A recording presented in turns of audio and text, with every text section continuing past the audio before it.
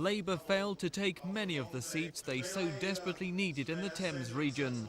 They'd hoped to gain up to 24, but with all the local results in, they've only achieved half their goal. The internal inquiries are underway. Publicly, there's a brave face.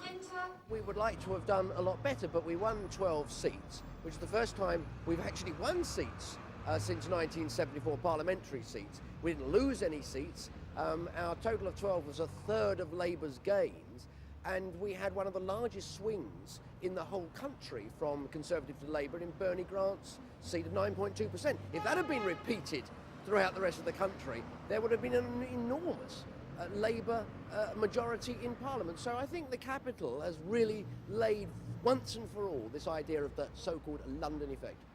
A bitterly disappointed Neil Kinnock arrived at his Ealing home to consider the party's future.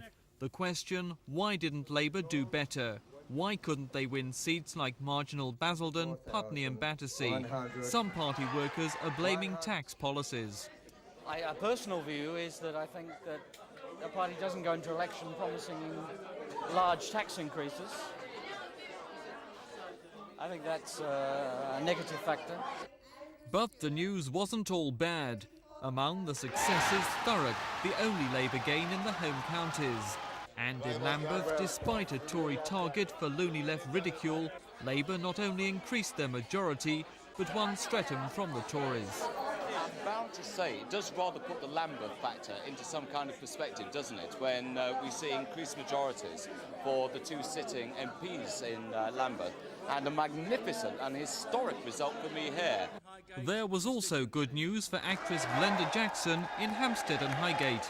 I think the Labour Party has done amazingly to reduce what was an elected dictatorship, in fact, to a very small overall majority, and it just means that we have that many more MPs to fight on behalf of the poor, the homeless, people without jobs, the elderly, the young, the frail, all those people who have suffered such serious damage over the past 13 years.